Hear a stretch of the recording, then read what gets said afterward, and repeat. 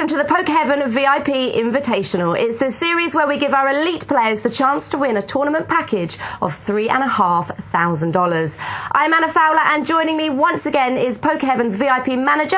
It's Josh Thomas. How are you doing? I'm very good, Anna. How are you? I'm very well, thank you. Excellent. Would you like to tell us how popular this series has become? Nothing but positive feedback. It's been great. We're 4 months in now, and the top players, they've kind of sussed out who they're playing against. They see some familiar faces each month, and they go back next month, wanting revenge, and it's great to watch. Brilliant stuff. Now, of course, you know a bit about that because you've played this month. Luckily enough, I qualified this month as a gold VIP. I raked over $1,000. But there are other VIP tiers that are well worth checking out. We've got silver, where you get various benefits. Gold, which obviously I qualified for, where you get to play in this tournament. And there's platinum, which is for our top players. If you rake over $5,000 in any 1 month, you get stuff like merchandise and iPods and VIP service. It's we're the only online poker room to offer, this elite service, so it's well worth checking out. Definitely. Okay, before we start, let's find out exactly what this tournament is all about. The VIP Invitational is open to players who rake over $1,000 in a single month. First prize is a seat in a European land-based tournament up to the value of $3,500. Remaining players will take home a slice of the $3,000 prize pool. A great prize indeed. Now, this tournament started off with 186 runners, and we're now down to our final table. So before we start, Josh, can you just tell us what qualities a great poker player should have? Well, I always think of 5 qualities that any poker player should try and possess to become a great player. The first one, and I harp on about it every single month, but it's aggression. You're not going to win tournaments if you're not aggressive. In saying that, you also need to be patient. You need to wait for the right time to make the moves. On top of that, you need courage. You need to know when to stick your money in. You don't necessarily need the best hand, but you need to know when to be courageous. I think also you need to be observant. You need to watch every single hand. You need to see how your players play, and in that way, you can try and outplay them. Finally, you need to be studious. You need to read up on your stuff. There's so many poker books out there which you can read. Poker is a game that takes half an hour to learn, but a lifetime to master. So if you read up, you're definitely in with a shout. Okay, brilliant. Thanks, Josh. Right, before we get to the action, let's see how the chip stacks are holding up. At the bottom of the table, and with a lot of work to do, is Del Mizio. The Italian currently has just under 7,000 chips. In a much healthier position is Bodasbo in second, but in pole position and with a mountain of chips is Finnish player IP Hippie. Let's get straight to the action. Okay, straight into the first hand. And that's a nice name, Muppet.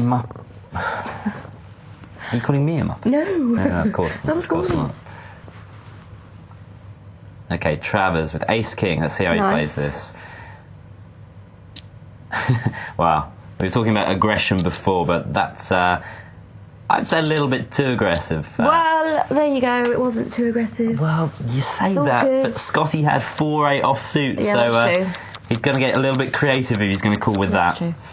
Now Del Mizio with the suited cards. He's short stacked, but let's see how he's going to throw it away. I mean, he's still got chance enough to find another hand. Now, well, Travers. Well, he played it very aggressively last time. He's going to get into a spot of trouble. Oh, my God. Right, OK. Let's see. Obviously, Scotty is going to call with his ace-king. And unless Travers gets very lucky, he looks like he's going to be heading out. Or at least a short stack. No, OK, now Scotty's hit his king. A jack for a split pot. Yep. Or if he... Oh, hit trips. There you go. 5% chance on the river that of winning means we that say goodbye to Scotty, though, our only British representation. I know. Oh. OK, we're down to 9 players now. Oh, let's see. Well, Travers, early position with an ace-8, should fold here, but he's been very aggressive. I know. What's he going to do? Oh, come on, throw it away. Oh, there you go. That's the right play to make. Now, OK, Del Mizio, king-queen suited, short-stacked. He's got to push all in. At worst, he's at coin flip against the pocket fives. Which is... Coin flip means that he's got 2 overcards against a smaller pair.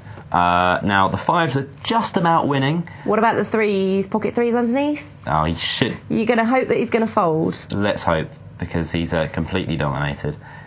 Oh, good fold. It is a good fold. Now, let's see how this pans out. Ooh, 3 clubs on the flop. Hippie is in great shape. And unless... No.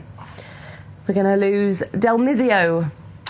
Out in 9th place. Let's... okay. Oh dear.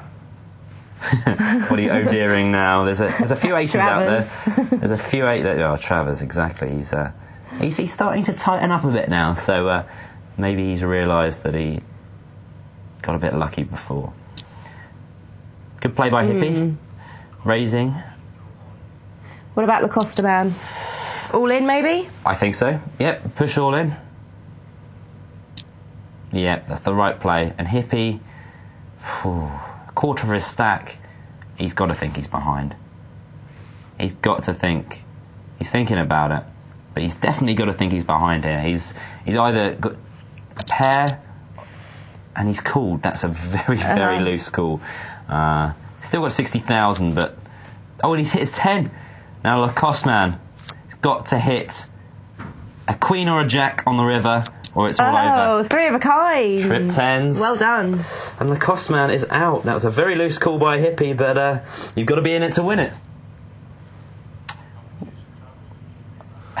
Ooh, Travers with his pocket 2. Well, okay, he's flat calling again. Now, a very famous poker player, Phil Gordon, says if a hand's good enough to call with, it's good enough to raise with. And you should be folding hands like pocket 2s if you're not going to raise with them. Okay.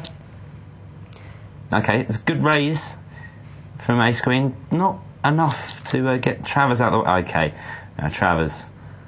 It's a good flop for Travers, actually, because he's probably not going to invest any more in the pot. He knows that he is beaten. 3 overcards, an ace, a jack and a 10. The other guy's bound to have one of those cards.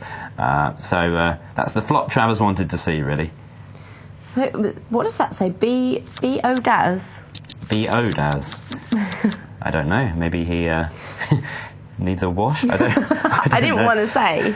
Daz, you need to clean up your game. Okay, not really. I mean, we've got the 2 blinds here and an ace on the button. Apart from that, not too much to talk about. But I'd like to see Killy raise. What about Hippie? Should be playing his big stack? No, not with the. I mean, he's got the stack, but he doesn't want to throw it away because you see B.O. Daz there in the okay, that's an interesting move. We're definitely going to see, I think, a call from one of the 2. Now, Real Wild, yeah, absolutely. And there you go. Oh, Hippie has hit a set of 6s. Now, Real Wild. How should he play it? Check. Oh, okay, minimum bet. That's not a bad play. Okay, no, he's got exactly what he wanted. Real Wild with the king, pushes over the top, and Hippie, don't know what he's thinking about here. Playing it out for the cameras, I think. I reckon. Before he sticks in another 20,000, and unless Real Wild hits another king... come on, Hippie. He's got to be doing this for show. Oh, surely, come on. There you go. Now, unless he hits a king, which he doesn't... Out in 7th place. Right, so 6 players remaining, battling it out for a $3,500 tournament prize. Absolutely. We could see the battle of the blinds here. We're going to see a raise from Pete. That's good play. Or not a minimum raise. That's not good play, actually. Should definitely bump it up to at least 7,000. Because the pocket 2s are going to call. Now, top pair for Pete. There you go. Why wasn't he aggressive like that beforehand? He's been patient. Well, he's going to get... Well... Now, why do you think... why didn't Muppet call? See, obviously Muppet thought the guy raised, didn't put him on a jack, a 9 or a 3. So he re-raised to see where he stood. And Pete obviously hit top pair, so quite lucky in that respect. Now Travers. Now, four-handed, you may see an all-in here from Travers. Oh. He's lost his bottle. He's lost his bottle. He has, hasn't he? Where did it go? No, I don't like that calling again. Ooh. This could lose. See, here, Hippie could hit his 9-7, but if Muppet had raised... Okay, Hippie's raising. He's got that big stack. Okay, I think Muppet's being a bit timid. Oh, he should do. He has just lost a big pot, hasn't he? He's hit top pair here. Now he's a big favourite. Hippie can hit a 9 or a 7. But Muppet push or Hippie's going to bet. I mean, he's almost pot committed to hit. He's getting pot odds. He's put Muppet all in. Now Muppet's obviously going to call. Now, let's see how this plays out. Okay, flush draw now for Hippie. Wow. Oh no! He's hit his... I want to say, you Muppet.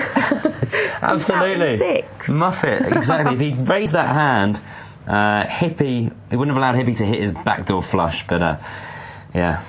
Well, Muppet goes out there in 6th place. Join us after the break for some more VIP action.